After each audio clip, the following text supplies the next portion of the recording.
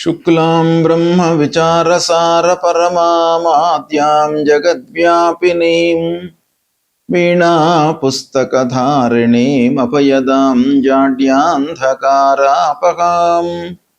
హస్తే స్ఫాటికమాలికాం విదదతీం పద్మాసనే సంస్థితాం వందే తాం పరమేశ్వరీం భగవతీం బుద్ధిప్రదాం శారదాం.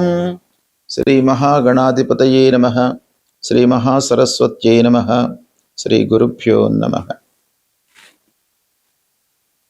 దేవగురువైనటువంటి బృహస్పతి 2 జూన్ 2026 రోజున ఉచ్చస్థానమైనటువంటి కర్కాటక రాశిలోకి ప్రవేశించడం జరిగింది.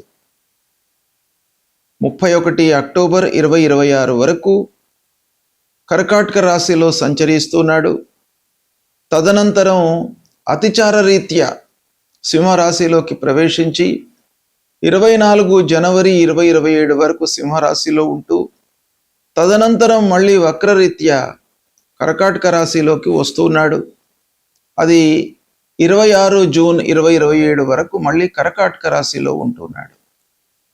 ఈ విధంగా ఉచ్చస్థుడైనటువంటి ఆ గురువు యొక్క సంచారము ఈ విధంగా ఉంది ఈ సంవత్సరం.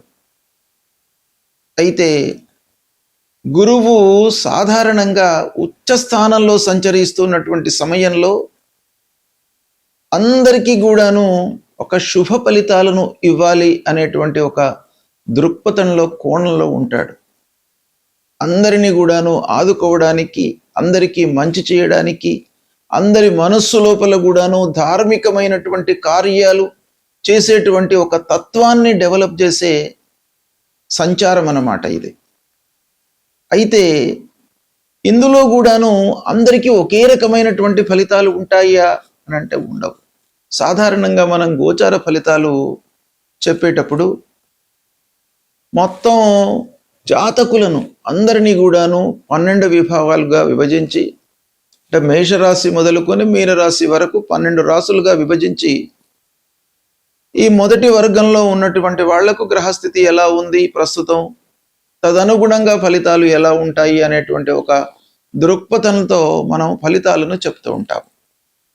అయితే వ్యక్తిగత జాతకాన్ని కూడాను దీనికి క్రోడీకరించి అన్వయించి మనం చూసుకున్నట్టయితే ఇంకా మంచి ఫలితాలు, వాస్తవానికి దగ్గరగా ఉండేటువంటి ఫలితాలు రావడానికి అవకాశాలు ఎక్కువగా ఉంటాయి. అంటే ఈ గోచార రీత్యా సంచరిస్తున్నటువంటి స్థానాలతో పాటుగా మిత్రస్థానంలో సంచరిస్తున్నాడా, రాస్యాధిపతికి మిత్రుడైనాడా, శత్రువు అయినాడా, సముడైనాడా, ఇలాంటివి కూడాను మనము విశ్లేషించి తర్వాత జనన సమయం లోపల వ్యక్తిగత జాతకంలో అష్టక వరకు ఎలా ఉంది ఈ సమయంలో, అంటే పుట్టినప్పుడు గురువు ఈ కర్కాటక రాశిలోకి వచ్చినప్పుడు ఎలాంటి అష్టక వర్గ ఫలితాలు ఉన్నాయి, పాయింట్స్తో ఉన్నాడు అనేటువంటిది కూడాను మనకి ఇక్కడ డామినేట్ చేస్తుంది ఫలితాల పైన.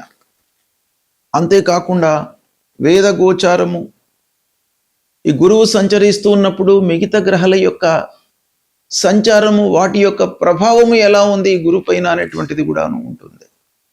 ఎన్నో విషయాలను, ఎన్నో ఫ్యాక్టర్స్ను మనం లెక్కలోకి తీసుకోవాల్సి వస్తుంది.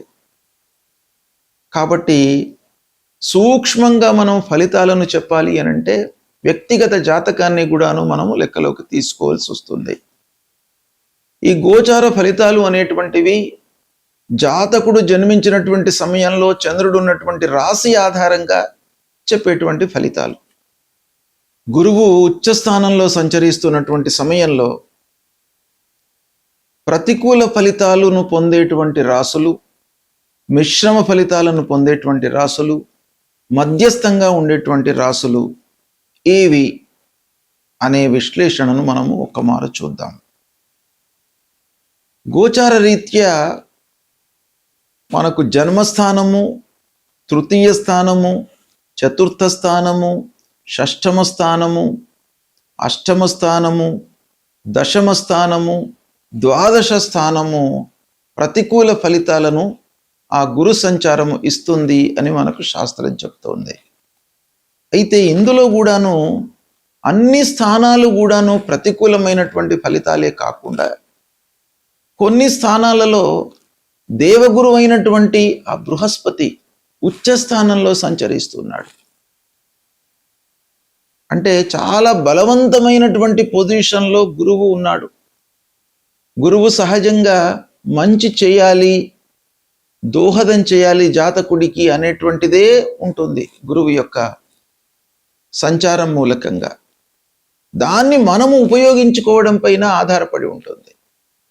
గురువు తప్పకుండా అన్ని రాసుల వారికి కూడాను ఒక పీక్ పొజిషన్లో ఉన్నాడు, ఉచ్చ స్థానంలో ఉన్నాడు. కాబట్టి ఏదో రకంగా మంచి ఫలితాలను ఇస్తాడు.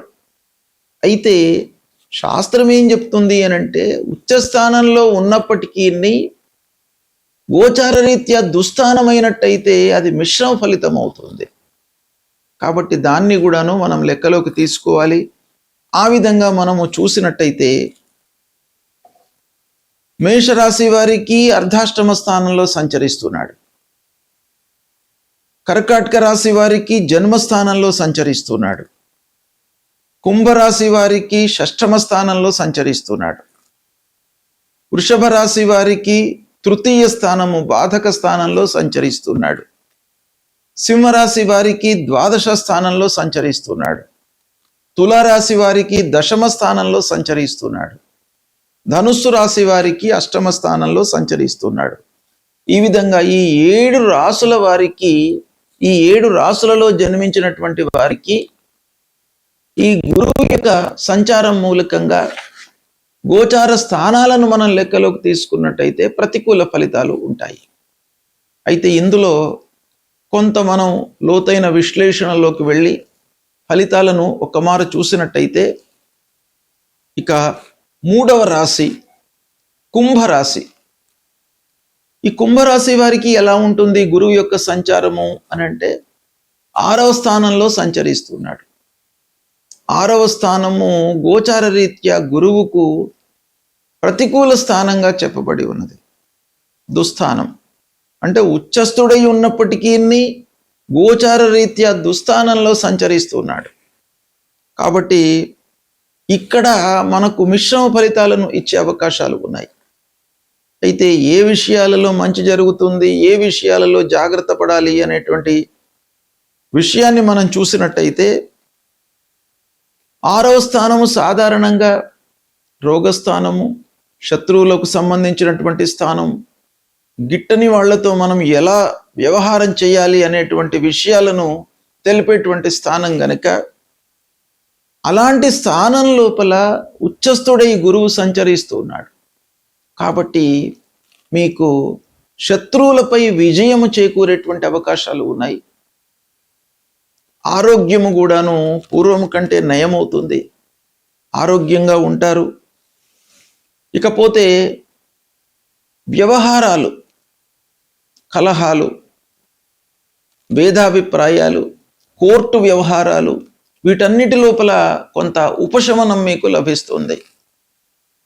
అంటే ఈ విషయాలలో పూర్వము నుండి మీరు చాలా సమస్యలు ఎదుర్కొన్నప్పటికీ ఈ ఉచ్చస్థుడైనటువంటి గురువు 6వ స్థానంలోకి రావడం మూలకంగా కొంత ఉపశమనము దొరుకుతుంది మీకు. అంటే 100% మంచి జరగదు, అయినప్పటికీ కొంత ఉపశమనం మట్టుకు లభిస్తుంది.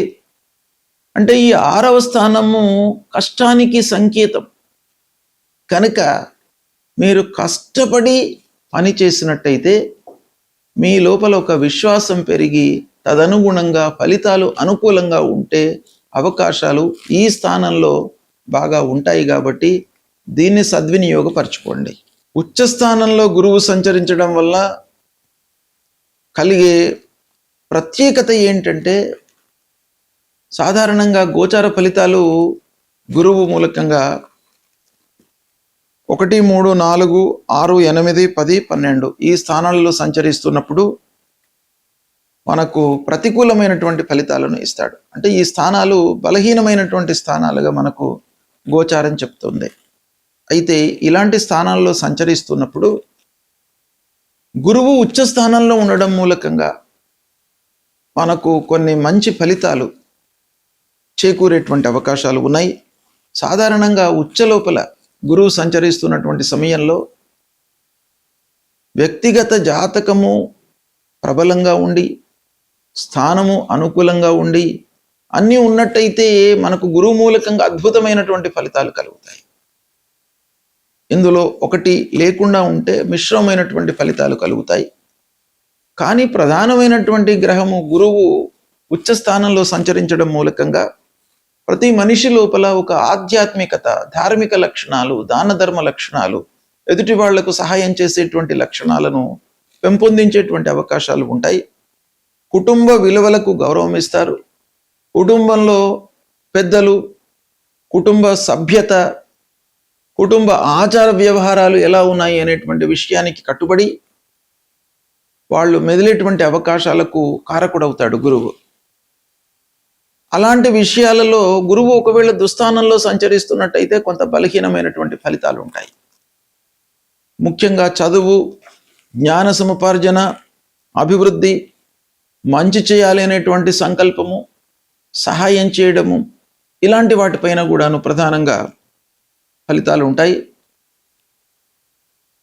ముఖ్యంగా దుష్ఫలితాలను, అంటే దుస్థానాలలో సంచరిస్తున్నటువంటి సమయంలో గురువు ఉచ్చలో ఉన్నాడు గనక దుష్ఫలితాల యొక్క తీవ్రతను, ప్రభావాన్ని కొంతవరకు తగ్గించే అవకాశాలు ఉంటాయి. అయితే మనకు శాస్త్రం ఏం చెప్తుంది అనంటే,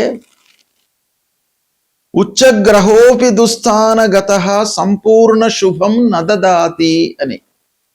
అంటే ఉచ్చస్థుడై సంచరిస్తున్నప్పటికీ దుస్థానంలో సంచరిస్తున్నట్టయితే శుభ ఫలితము ఎంత ఇవ్వాలనో అంత ఇవ్వకుండా కొంత మనకు తగ్గుముఖంగా, అంటే తగ్గించినటువంటి ఫలితాలు మనకు ఇచ్చే అవకాశాలు ఉంటాయి. అంటే ఉచ్చస్థితిలో ఉన్న గ్రహమైనప్పటికీ అశుభ స్థానంలో సంచరిస్తున్నట్టయితే పూర్తి అశుభ ఫలితాలను ఇవ్వకుండా, శుభ ఫలితాలను ఇవ్వకుండా మిశ్రమైనటువంటి ఫలితాలను ఇస్తూ కొంత దుష్ఫలితాలను తగ్గించేటువంటి అవకాశాలు ఉంటాయి. కాబట్టి ఈ గురువు ప్రతికూలంగా ఉన్నప్పుడు మనము కొన్ని పరిహారాలు తప్పకుండా చేసుకోవాలి. గురు పరిహారము అనంటే ముఖ్యంగా గురువులను సందర్శించుకోవడము, దత్తాత్రేయ స్వామిని దర్శించుకోవడము, గురు చరిత్ర పారాయణం చేసుకోవడము, దక్షిణామూర్తి స్తోత్ర పారాయణం చేయడము, నిత్యము దేవాలయానికి వెళ్ళడము, ఇంటిలో స్నానానంతరము ఇంట్లో ఉన్నటువంటి దేవుడికి నమస్కారం చేసుకోవడము, దేవతార్చన చేయడము, పెద్దలను గౌరవించడము. ఇంట్లో తల్లిదండ్రులు ఉన్నట్టయితే మీరు స్నానం, సంధ్యావందనం అన్ని చేసుకున్న తర్వాత, పూజాది కార్యక్రమాలు చేసుకున్న తర్వాత పెద్దలకు నమస్కారం చేయడము, వాళ్ళను గౌరవించి నమస్కారం చేసి మీ పనిలోకి వెళ్ళినట్టయితే మీకు చాలా పనులు కలిసి వస్తాయి. వాళ్ళ యొక్క ఆశీర్వచనం ఉంటుంది. కనుక తల్లిదండ్రులను, దేవతలను మీరు పూజించండి. తప్పకుండా మీకు మంచి ఫలితాలు కలుగుతాయి. శుభం.